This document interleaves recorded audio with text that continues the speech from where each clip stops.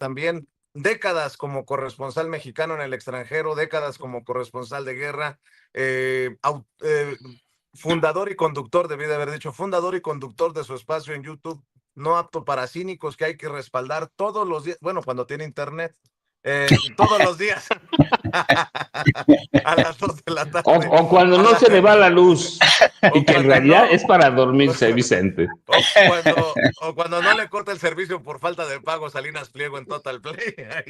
Ahí está, a las 2 de la tarde de lunes a viernes, No Apto para Cínicos, el maestro Jaime Hernández y su familia, informándole como usted se merece, No Apto para Cínicos, para que lo busque en YouTube. Querido Jaime, pues vaya semanita para la presidenta Claudia Sheinbaum Pardo. Creo que le va muy bien. Ella misma lo dice en Estados Unidos, en esta reunión de casi una hora con el primer ministro de Canadá y con Donald Trump. Los anuncios de gradualmente ir a las semanas de 40 horas y el aumento al salario mínimo y el respaldo empresarial en tiempos en los que Salinas Pliego anda desatado. Y también, pues, este evento del Zócalo, 600,000 personas que trae de cabeza a la oposición mediática y política, mi querido Jaime, más lo que ya mencionaba el maestro Paco, más lo que quieras dejar sobre la mesa, querido Jaime. Pues yo quisiera arrancar con el tema precisamente me llama mucho la atención que en todos los análisis y todo ha dependido, la semana pasada, todo dependió del encuentro, los múltiples análisis que se hicieron del encuentro entre Claudia Sheinbaum y Donald Trump en Washington. Pero a mí lo que me gustaría destacar es lo siguiente. Fíjense bien, estamos a punto de cerrar 2025. Y en ese 2025 ha sido, yo creo que el annus horribilis para Donald Trump. Ha sido un año de horror.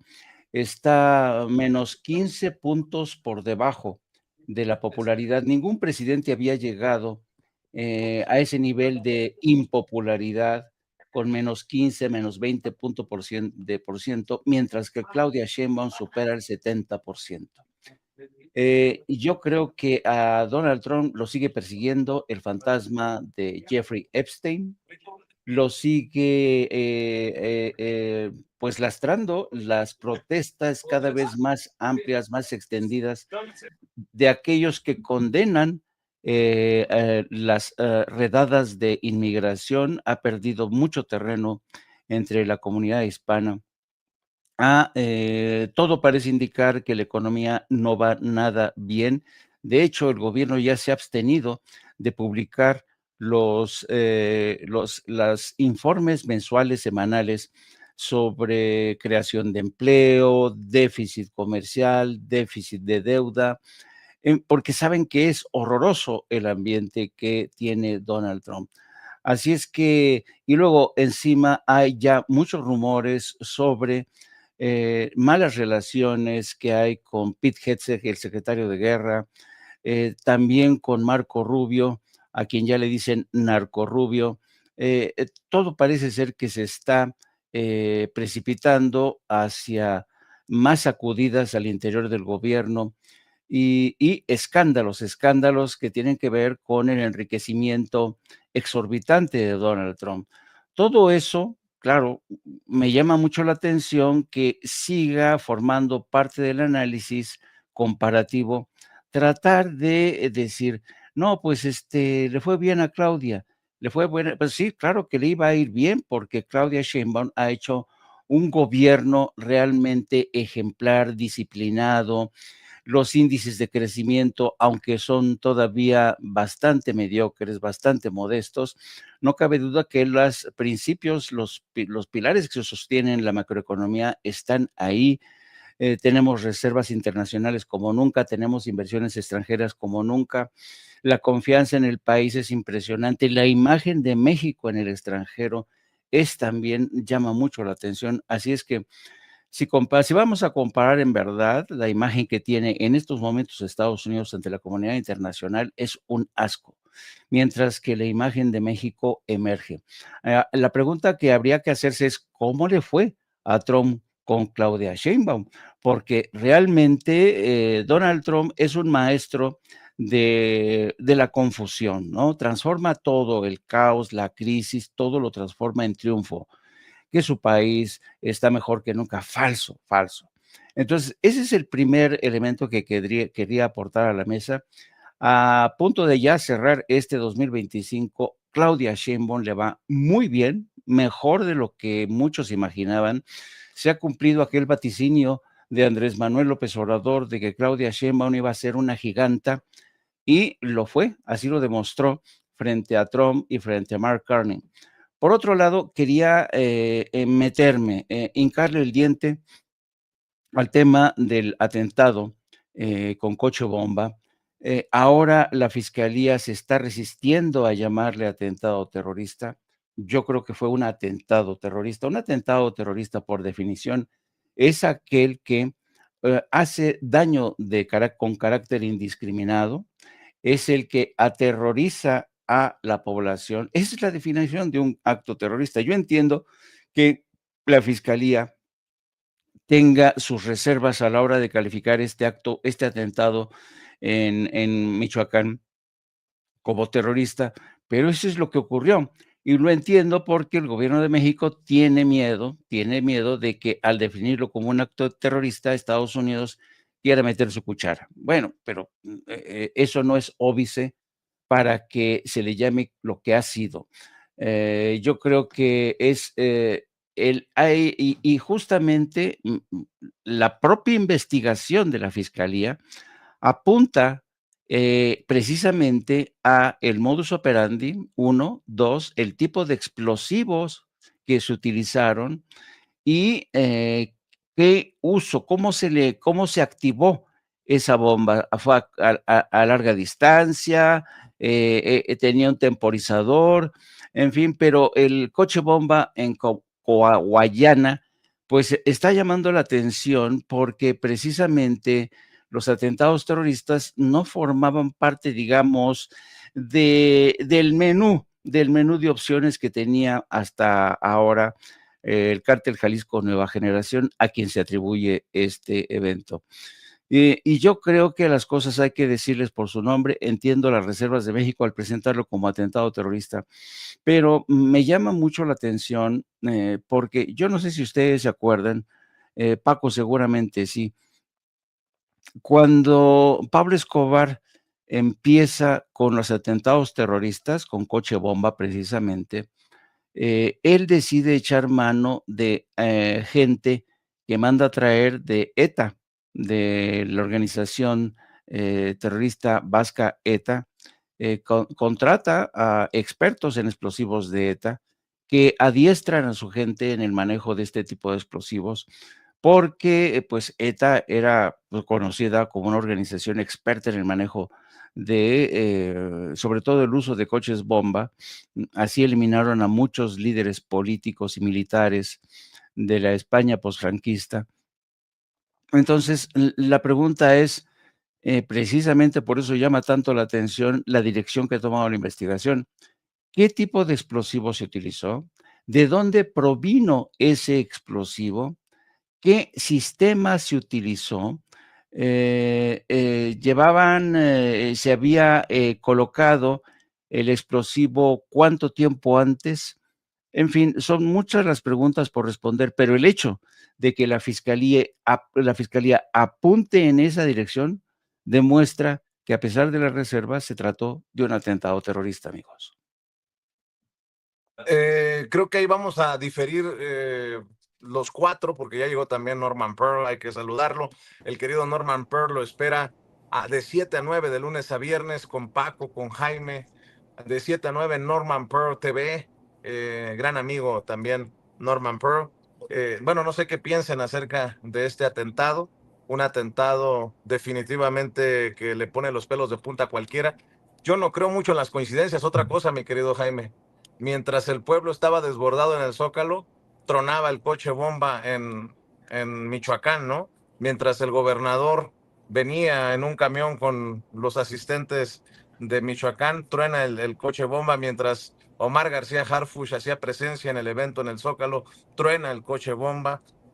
Bueno, así las cosas. Y bueno, por cierto, aprovecho para pedirles a la gente que nos está viendo, veo los números estancados. Otra vez nos la está aplicando YouTube, se han estancado los números y veo que nos están tumbando likes.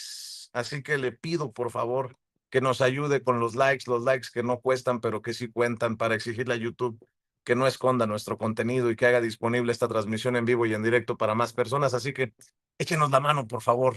Échenos la mano llegando y dejando like. Veo muy pocos likes y los números estancados, de esas cosas que no puedo explicarle. Mi querido Norman Pearl, van quedando muchos temas en la mesa y vaya que si iniciamos la semana con mucha información. Hay muchas cosas que comentar. Buenos días, mi querido Vicente, Paco, Jaime y a la audiencia maravillosa de Sin Censura. Por ejemplo, podemos decir que el peso logra su mejor cierre desde julio de 2024. Cierra en 18.18 unidades por dólar. Y este es su mejor nivel de 17 meses. Esto es un voto de confianza, por supuesto, al gobierno en la parte económica de la presidenta Claudia Sheinbaum. Hemos también sido testigos, y eso a través de una crónica, yo diría que más de sociales, de Enrique Peña Nieto, cuando se le ve en Ixtapan de la Sal, donde tiene una casa de campo, y aparentemente ahí vive su madre, jugando golf, por supuesto, para poder dar una entrevista a Mario Maldonado, que es pues uno de los periodistas consentidos de la derecha mexicana y quien también se incorpora mucho a temas de carácter social. Fíjense qué cosas interesantes en estas respuestas. Peña Nieto finalmente está aceptando públicamente una posición, es decir, la posición ideal para un expresidente. Él dice que quiere actuar como un buen expresidente. Y yo creo que hasta ahí todo estaría muy bien. Hay que reconocer que nunca participó en el gobierno del presidente López Obrador, ni lo hace, afectando la imagen de la presidenta Claudia Sheinbaum. Él está actuando efectivamente como un buen expresidente. ¿Quién sabe cuánto tiempo le quede o cuánto tiempo le lleve a actuar de esta manera? Pero hay que reconocer también que Peña Nieto cometió gravísimos errores, sobre todo por extensión de los gobiernos panistas de esa terrible docena trágica, haciéndolo de una manera tal que terminó por ser cómplice de esos gobiernos panistas. Y claro, no hay que olvidar que cuando llega al poder lo hace a través de un fraude electoral de carácter económico, comprando conciencias, comprando votos, comprando voluntades de personas que se encontraban en condiciones muy deplorables. Pero bueno, hay muchas cosas de qué hablar este día. Yo creo que el fin de semana fue extraordinario para nuestro país, fue extraordinario para el gobierno de la presidenta, porque esas 600,000 personas, a pesar de las sugerencias de la oposición chiquita, esa oposición pequeñita que existe todavía en México, que se va cada día disminuyendo, bueno, pues esa reflexión que hacen del acarreo es una reflexión injusta, porque nosotros vimos cómo en el Zócalo la gente desbordaba su pasión, su alegría, su entusiasmo por poder tener un gobierno como el que tenemos ahora, que nos permite todo, a excepción obviamente de la violencia extrema que algunos quieren mostrar. Y el coche bomba probablemente de Michoacán tiene algo que ver con esta sacudida que intentaron dar para como sobrepeso a la euforia, el entusiasmo que se vivió en el Zócalo. Creo que México avanza y avanza en todo sentido. Y bueno, pues lamentablemente estos hechos aislados de violencia que están cometiendo, pues tiene mucho que ver también con la parte política. Nosotros no podemos ignorar, o por lo menos no podemos dejar de sospechar que hay cierta relación entre la derecha mexicana y los cárteles del narcotráfico, mi querido Vicente, Paco y Jaime. Pues creo que hay que seguir rascándole a esos temas, sobre todo con esto que salió, ¿no, Paco? De un agente de la DEA que presuntamente estaba trabajando para el cártel Jalisco Nueva Generación.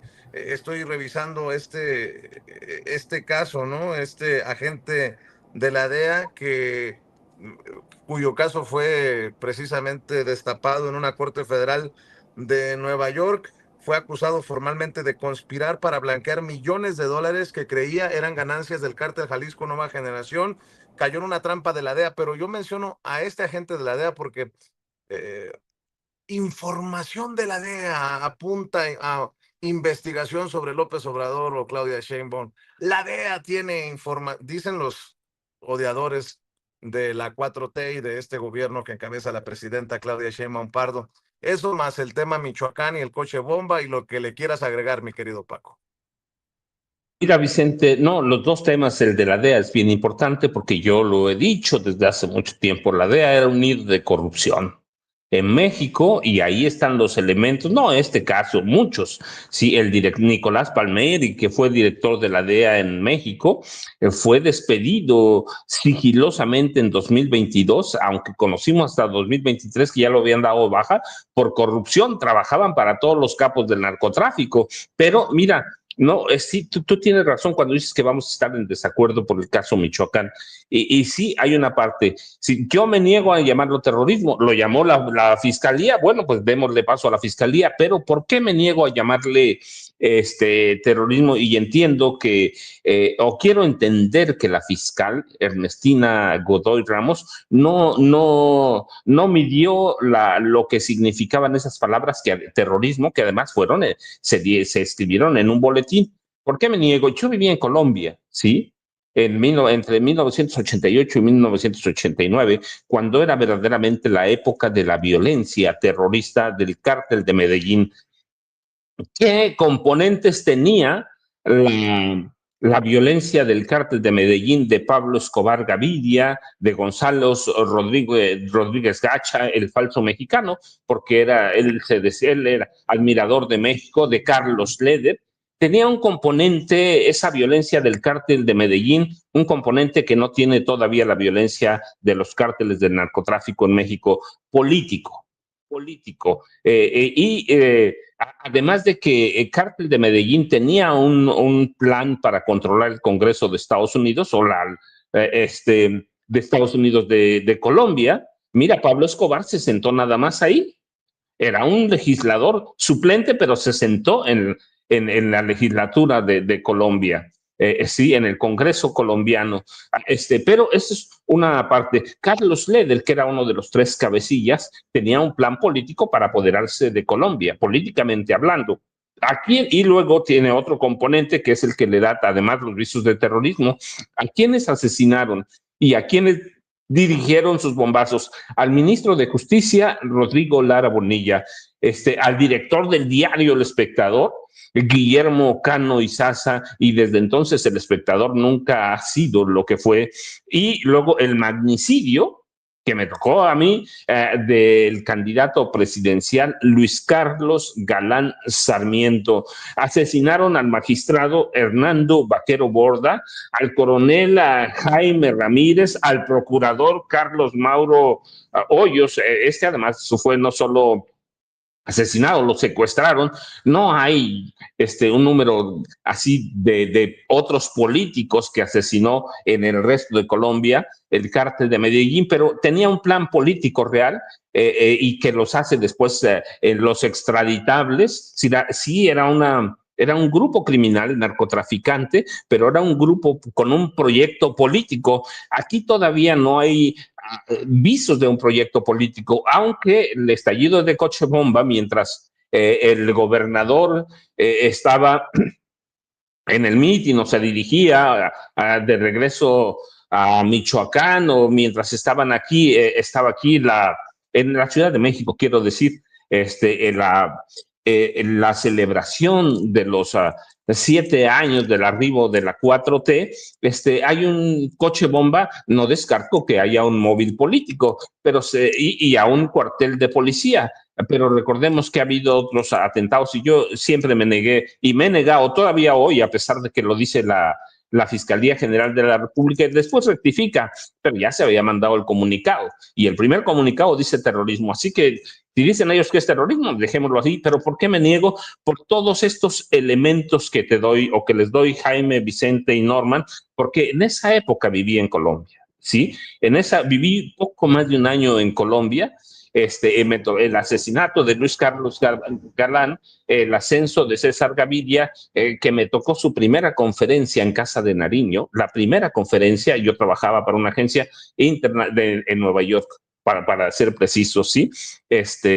Así que para mí los componentes políticos de Colombia todavía no los veo en los cárteles mexicanos. ¿Por qué no los veo en los cárteles mexicanos? Por una razón que yo discuto, argumento desde por lo menos desde 2007, 2008, porque el PRI y el PAN controlan el narcotráfico. Sí, a ti te lo dije cuando nos conocimos en una entrevista sobre García Luna, el Señor de la Muerte. En Los Pinos opera un cártel del narcotráfico que vengo diciendo desde 2010 más o menos. Opera un cártel del narcotráfico que controlan Felipe Calderón y Genaro García Luna. Y tanto que, bueno, ahí está condenado Genaro García Luna. Entonces, por eso no hay ese componente político, porque el PRI y el PAN históricamente controlaron al narcotráfico. Así que, y para mí, hay visos de que lo siguen controlando ellos. Es un negocio que no puedes dejar pasar, un negocio de más de 100,000 millones de dólares al año en México, solo por transportar y, claro, producir drogas sintéticas. Ya lo del opio es segunda mano. Entonces, para mí todavía no hay. ¿Por qué? Porque los cárteles como tales no tienen un interés político. Su negocio es otro. Su negocio es otro, y esto de Colombia lo vemos. Ellos tenían un plan político. Carlos Leder, Pablo Escobar Gaviria, Gonzalo Rodríguez Gacha, el mexicano, tenían un plan político para apoderarse del Congreso de Colombia y después apoderarse de Colombia. Así que eso es lo que tenía ETA. Le da un componente político, ¿sí? ETA era un grupo político terrorista. Los cárteles mexicanos todavía no son violentos, sí, muy violentos, ¿sí? Son asesinos, masacres, hay cualquier cantidad, pero en sociedad o complicidad con los gobiernos, con panistas y priistas. Punto. Eso está documentado, ¿sí? Del 2008-9, y dije que Enrique Peña Nieto era un narcotraficante documentado. Doy nombres, apellidos en negocios de familia y en tierra narca. Ese es el valor de tierra narca. Y en Los mitos, mentiros y secretos, que es un libro de 2012, doy nombres, apellidos y de dónde saqué la información de que Enrique Peña Nieto mandó matar a los testigos al testigo principal del asesinato de su esposa Mónica Pretelini en casa de gobierno sobre la avenida Colón, allá en Toluca. Pero para mí esos son los componentes políticos, los componentes que hacen el terrorismo. Un impacto político serio. Y este es el asesinato. Yo te decía, yo puedo documentarlos porque allá viví. Rodrigo Lara Bonilla, que era el ministro de Justicia, Luis Carlos Galán, un magnicidio, lo mataron ellos en un evento, sí, en un evento en vivo. Hernando Vaquero Borda, también magistrado. Guillermo Cano Izaza, director del Espectador. Así que para mí eso es lo que sobra. Pero, insisto, el primer comunicado, y Jaime tiene razón, el primer comunicado de la Fiscalía General de la República dice terrorismo. Para mí no midieron las palabras, tanto que se retractaron después y ahora tienen que asumir las consecuencias de ese acto de haber enviado, no sé quién le dictó a la fiscal general de la República el comunicado, pero haberlo enviado con esa palabra le da otras dimensiones y pone justamente en el centro de la discusión lo que tanto evitó el gobierno de López Obrador, lo que ha evitado el gobierno de Claudia Sheinbaum Pardo, la palabra terrorismo, Vicente, Norman y Jaime. Así es, le acabo de mandar a Ceci el primer comunicado al que haces referencia, que provoca todo esta confusión o este debate, ¿no? Dice: la Fiscalía General de la República inicia carpeta de investigación. Es un comunicado de Comunicación Social. Dice FGR DPE diagonal 2025 de Morelia, Michoacán. La Fiscalía General de la República, a través de la Fiscalía Especializada de Control Regional en el estado de Michoacán, Fiscalía Especializada en Materia de Delincuencia Organizada y Unidad Especializada en Investigación de Terrorismo, Acopio y Tráfico de Armas, inició carpeta de investigación en contra de quien o quienes resulten responsables del delito de terrorismo. De acuerdo con la carpeta de investigación, lo anterior derivado de la utilización de explosivos para atentar contra elementos de la Policía Comunal del municipio de Coahuayana, hechos suscitados en la colonia centro de dicho municipio. Bueno, y eso pues no es ni cercano a lo que se publica después. Ahora sí, el nuevo comunicado, Ceci, que sacaron desde la Fiscalía General de la República, que es el que nos está usted poniendo desde temprano, en el que hablan de delincuencia organizada, que ve en pantalla. La Fiscalía General de la República, en coordinación con el Gabinete de Seguridad y autoridades estatales de Michoacán, realizan diligencias en torno a la carpeta de investigación iniciada por delincuencia organizada luego de la explosión de un automóvil ayer en Coahuayana. Bueno, pues así las cosas en esta Fiscalía General de la República que encabeza Ernestina Godoy. Yo no sé si le tiraron el primer buscapiés a la fiscal desde el interior de su fiscalía, de su propia fiscalía, o quién va a asumir la responsabilidad por este error, mi querido Jaime. Sí, este tema da para mucho, da para mucho, porque, mira, nosotros convivimos, nos tocó ya, hay quien le dice destino, hay quien le dice, pues, cuestiones geográficas, este es un debate para largo, porque tenemos un vecino que abusa de la palabra terrorismo. Para todo es terrorismo, terrorismo. Terroristas son los pescadores que van en lanchas frente a las costas de Venezuela y por tanto que hay que cepillárselos. Terrorista es aquel que es afgano y que ingresó de manera sospechosa en uno de los puertos de entrada de Estados Unidos. Terrorista es aquel que, ¿me entiendes? Y si uno acude, por ejemplo, al protocolo quizá el más elaborado, el del FBI, realmente te lo pone muy claro. El terrorismo es un acto que causa terror, destrucción, en fin. Pero claro, es que depende de cada caso, ¿no? ¿ETA era terrorista, sí o no? Hay quienes sostienen que no era terrorista, que defendía una causa nacionalista frente al franquismo. Bueno, pero se termina el franquismo. Y en este caso, en México, tenemos que andar con mucho cuidado. ¿Por qué? Porque tenemos un vecino que abusa de la palabra terrorista. Y cuando usa la palabra terrorista, cuidado, porque pero el problema es que a todo le llama, a todo lo que se mueve, Trump le dice terrorista. Aquellos que piensan distinto como él es terrorista. Entonces yo entiendo pues este baile conceptual en el que se ha visto, ha sufrido un tropiezo la fiscal general de la República, pero en estricto sentido, desde mi punto de vista, fue un acto terrorista, independientemente de las consideraciones de carácter, ahora que todo el mundo utiliza la palabra geopolítico, independientemente de las consideraciones geopolíticas. Bueno, pero creo que de lo que se trata aquí es de un atentado, llamémosle como le llamamos, terrorista o no, que ha elevado el nivel de atención y alarma por precisamente la forma en que fue realizado, perpetrado, qué tipo de explosivo, cómo fue posible que llegara explosivo, se robó, ese explosivo viene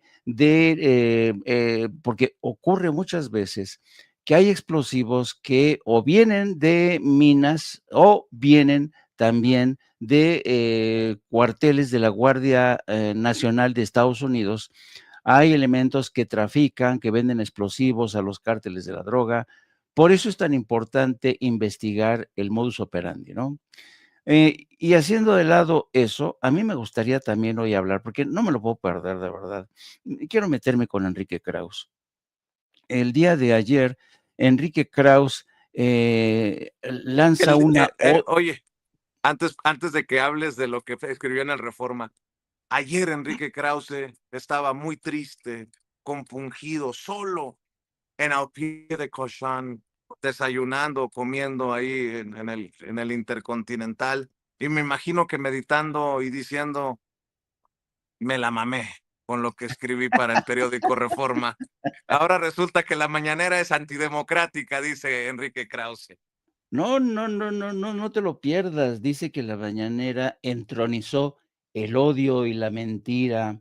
Se pronuncia a favor del fin de la mañanera. Dice que el día que se acabe la mañanera tendremos un país donde va a tener mayor cabida el diálogo, la concordia, el entendimiento. Dice que la mañanera llegó para imponer la realidad de la 4T a espaldas de la realidad de lo que está ocurriendo en el país y lanza un inventario de, ya te podrás imaginar, los más de 300,000 muertos por el COVID, como si el gobierno de López Obrador se hubiera empeñado en escalar la cifra. Realmente, esta columna, cómo se ve que Enrique Krauss ya está decrépito, cómo se ve que Enrique Krauss está perdiendo a marchas forzadas sus facultades de análisis. Es realmente el análisis que hace, es de verdad. Yo, si me lo presentara un muchacho de la carrera de periodismo como análisis, yo le pondría un cero patatero. De verdad, es tan carente de tantas argumentos y razones, está cargado de odio, de descalificación. Y dice, fíjate nada más, dice, la mañanera es obvio, nunca se ha guiado por los valores, ¿no? Se refiere a la ética de la convivencia. No busca informar, sino desinformar. No busca la convivencia, sino el dominio total. Por eso narcotiza a la población con la mentira y enfebrece el odio.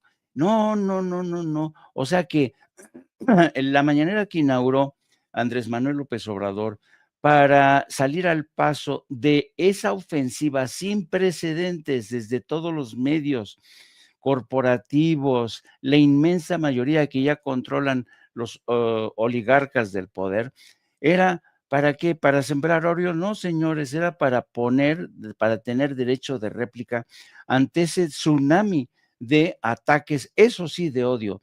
El odio a todos nos consta, viene de los programas de radio, sobre todo en Radio Fórmula. El odio viene de TV Azteca, de Televisa, de la prensa escrita como Reforma, El Universal, Excelsior. Es increíble que ante esa realidad tan patente de embestidas continuas de odio hacia Andrés Manuel López Obrador y los ataques furibundos contra Claudia Sheinbaum, ahora resulta que Enrique Krauss dice que no, que el odio está enfrente, en la acera de la 4T. Yo, de verdad, en serio, pero fíjate que a mí me da gusto que Enrique Krauss se desnude de manera voluntaria y se da a conocer de forma prístina, clara, por la forma en que escribe. Con esto demuestra que el señor Krauss estaba mucho mejor antes de que llegara la 4T. ¿Por qué? Porque en aquel entonces se permitían publicar en su revista patrañas, mentiras, entre estudios pagados por un régimen que básicamente marginó a millones, donde no había justicia, no había equidad en la justicia, no había equidad en la distribución de la riqueza. ¿Eso qué es, señor Krauss?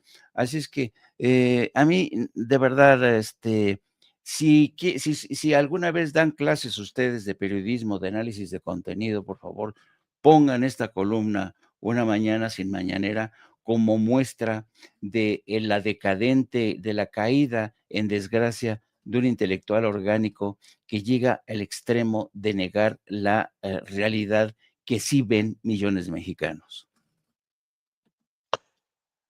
Norman, los temas, Vicente está entrando justamente a la mañanera de la presidenta Claudia Sheinbaum Pardo, supongo que lo están dejando pasar, pero los temas están ahí, Norman, tenemos de todo, fue una semana súper mega movida, ¿qué tomas ahí? Las cartas son tuyas, Norman.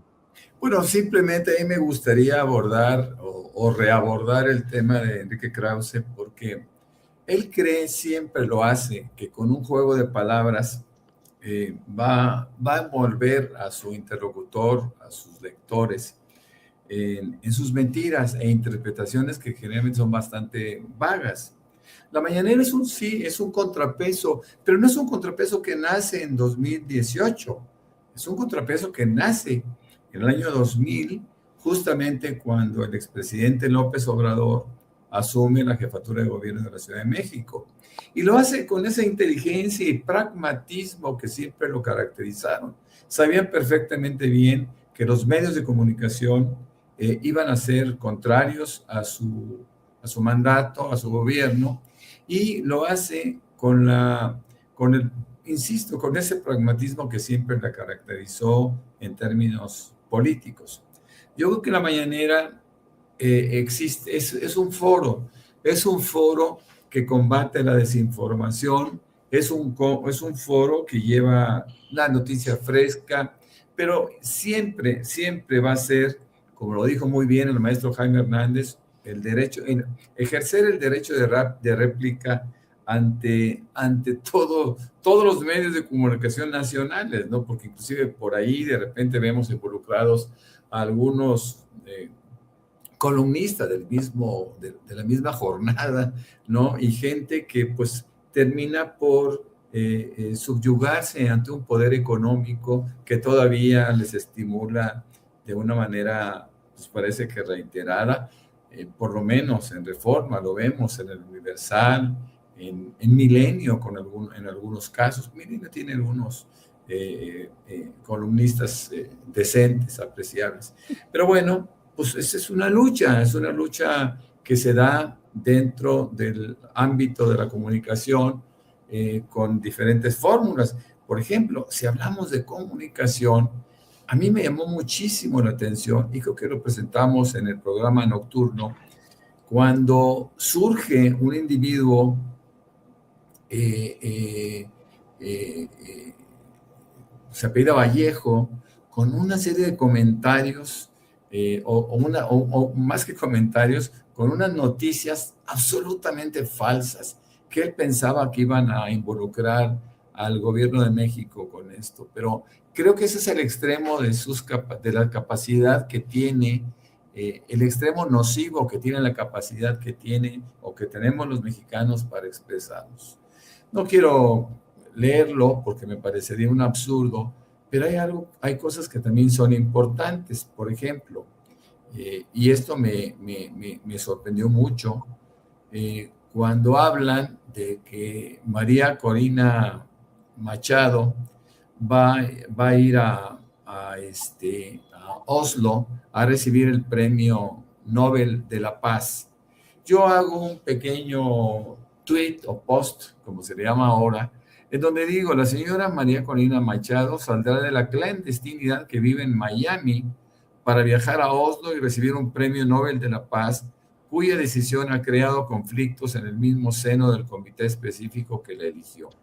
Noruega cargará con la vergüenza, con esta vergüenza. Otra noticia que para mí es importantísima es el pronunciamiento que hace el jefe del Pentágono o el secretario de Guerra, Pete Hegseth, cuando dice que Estados Unidos no busca invasiones ni cambio de regímenes.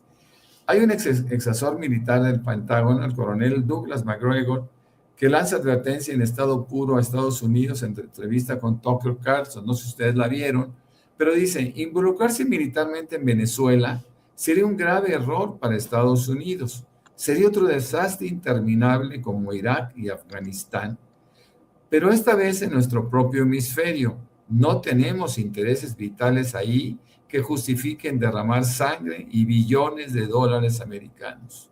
El mismo hombre que predijo el fracaso en Ucrania ahora pone el dedo en la llaga sobre la nueva tentación intervencionista en América Latina. Muchos temas, ciertamente, y este de carácter internacional, pero que nos compete a América Latina también, mis queridos amigos. Jaime, y sí, tiene razón, Norman, pero esta semana y el fin de semana, Estados Unidos empezó a deslizar que Venezuela también tiene armas de destrucción masiva.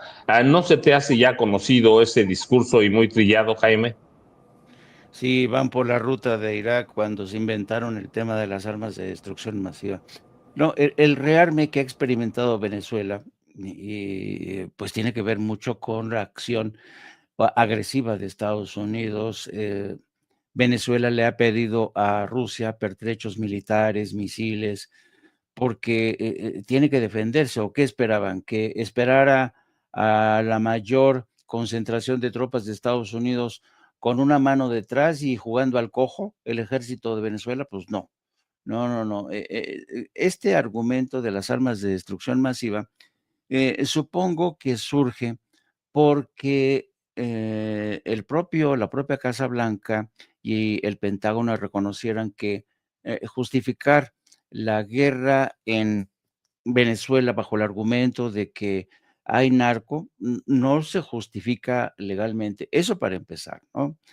Y claro, también se tienen que enfrentar a la necesaria aprobación por parte del Congreso y necesitaban por ello mismo un argumento de peso. Se les ha ocurrido esto de las armas de destrucción masiva. Yo creo que tampoco va a funcionar. No creo que vaya a funcionar este experimento. Yo creo que Estados Unidos ya lleva, ¿qué? Más de un mes, casi 2 meses, amenazando a Venezuela con intervenir. Y cuando ocurre esto, generalmente las invasiones se convierten en un desastre. ¿Se acuerdan lo que ocurrió en Bahía de Cochinos? Que ahí sí ni siquiera dijeron agua va y aún así fracasaron, ¿no? Entonces yo creo que ahora el porcentaje de error, de equivocación, el otro día hablábamos como Estados Unidos que pretende una intervención de carácter quirúrgico. Nicolás Maduro hoy ya no duerme 2 noches en el mismo lugar, cambia de teléfono continuamente, está rotando. ¿Por qué? Porque saben precisamente que la opción que buscaría Estados Unidos es un ataque de carácter quirúrgico para eliminar a Maduro y con ello ya propiciar, empujar un proceso de transición que de todas maneras no llegará, sobre todo si la que va a estar al frente de ese proceso es María Corina Machado, quien, por cierto, el miércoles estará en Oslo celebrando, ha invitado, va a ser una especie de reunión de la extrema derecha. ¿Quién lo iba a decir?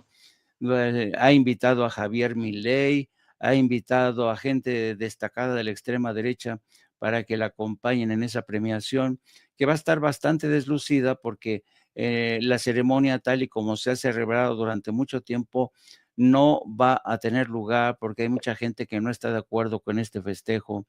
La noche de las antorchas, por ejemplo, no se va a escenificar. Así es que yo creo que va a ser realmente interesante hasta dónde llega esta mujer, pero va a ser muy difícil que se convierta en la próxima jefe de Estado de Venezuela. Sí, déjenme decirles, no hay una sola evidencia, un informe creíble que confirme que Venezuela tenga una arma de destrucción masiva. ¿Qué son las armas de destrucción masiva? Armas nucleares, biológicas, químicas. Así que es otro pretexto, pero Norman, casi se acerca la conferencia de la presidenta Claudia Sheinbaum Pardo. ¿Con qué nos dejas, con qué reflexión en este día que hay tantísima información, Norman? Pues yo hago una muy breve síntesis. Yo creo que en Estados Unidos mismo no hay la convicción ni tienen el argumento que justifique una invasión a Venezuela, es más, a ningún otro país. Pero en el caso de Venezuela específicamente, lo hemos comentado muchas veces, pues representa un interés que va más allá de la democracia, del orden, de los derechos humanos, etcétera, etcétera. Creo que se sumen en la desesperación. Los mismos republicanos lo están reconociendo. Hay muchísima gente en Estados Unidos que está en contra de cualquier posibilidad de guerra con Venezuela o contra Venezuela. Pues yo soy Norman F. Pearl, a mí me encuentran tanto en X como en Facebook, y por supuesto tengo el placer, el honor, el privilegio de poder compartir con ustedes dos el programa de 7 a 9 de la noche con Norman Pearl, que basta con que ustedes se incorporen, que busquen Norman Pearl TV y ya van a hacer contacto con nosotros tres, donde estamos de lunes a viernes de 7 a 9 de la noche, mis queridos amigos. Un saludo a toda la audiencia.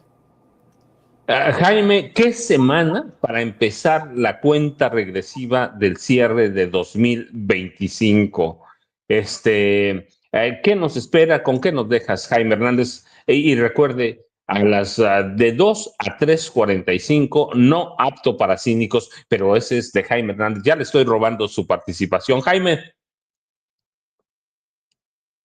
Perdón, yo me voy con el análisis de esta yuxtaposición que supone la comparación de este año 2025, el annus horribilis para Donald Trump, y un año de gloria que ha dejado ahora sí que en el suelo a la oposición en México, a los medios de comunicación, a los intelectuales orgánicos que siguen atacando a Claudia Sheinbaum. No le han hecho ni un solo rasguño a su popularidad, más del 70%. La demostración de fuerza en el Zócalo fue espectacular. Eso nunca lo va a ver Donald Trump. Este tipo de adhesión, de unción popular a favor de una mujer inteligente, brillante, que cada vez gana más peso, no solamente en el concierto nacional, sino en el ámbito internacional. México ya es un referente, México está de moda, y por contra quisiera señalar los últimos esfuerzos que ha lanzado Donald Trump, perdonando, conmutando la sentencia de Orlando Hernández, el expresidente de Honduras. Ayer mismo el gobierno de Honduras dijo que va a ser considerado, lo tiene en la mira, que si se llega a atravesar y lo va a detener, sin importar que lo haya perdonado Estados Unidos, sigue considerado un narcotraficante. Y luego está el anuncio del hijo del señor Joao Bolsonaro, Flavio Bolsonaro, ha anunciado su candidatura a la presidencia. Espera, por supuesto, contar con la bendición de Donald Trump. Es increíble el empeño que sigue teniendo Estados Unidos por imponer gobiernos de derecha en América Latina. Empezó en Ecuador, celebró que ahora mismo estamos viendo cómo en Honduras parece ser que las cosas se inclinan hacia la derecha, no está claro. Reactiva la doctrina Monroe, Jaime. Y se reactiva la doctrina Monroe, efectivamente, y frente a este escenario de que Estados Unidos quiere imponer la doctrina Monroe, alinear a todos los gobiernos hacia la derecha, hay una mujer que se ha convertido en el principal frente de contención ante esas tentativas. Y ya saben, los espero a las 14 horas en No Apto para Cínicos, y más tarde con mis compañeros, con mis queridos compañeros Norman Pearl y el maestro Paco Cruz, legendario Paco Cruz por una memoria prodigiosa, y mi querido Norman Pearl, que cada vez aparecen más admiradoras. Uy, uy, uy, uy, uy. Gracias, amigos. Jaime, Norman, vayan a tomar un cafecito calentito, pan con leche, que es lo que tomo yo. Ya chopeo, a mi edad tengo que chopear. Pero, por favor, es que la realidad, les confieso, yo desde mi época de niñez, cuando iba a los cafés de chinos allá en Garibaldi, que había algunos muy buenos, yo sigo chopeando mi pan. Yo sigo chopeando mi pan como siempre, así que por favor vayan a desayunar, a almorzar, y nos vemos al rato a las 2 de la tarde, Jaime Hernández, y a las 7 con Norman Pearl, Así que nos vemos. Pero antes, recuerden, terminando la mañanera, nos encontramos aquí con Vicente Serrano y ahí estaré un rato para apoyarlo mientras sale de la mañanera. Así que, Norman, muchas gracias. Jaime, muchas gracias. Y yo me quedo un rato con ustedes mientras aparece la presidenta Claudia Sheinbaum Pardo. Déjenme, es que vi un comentario en el chat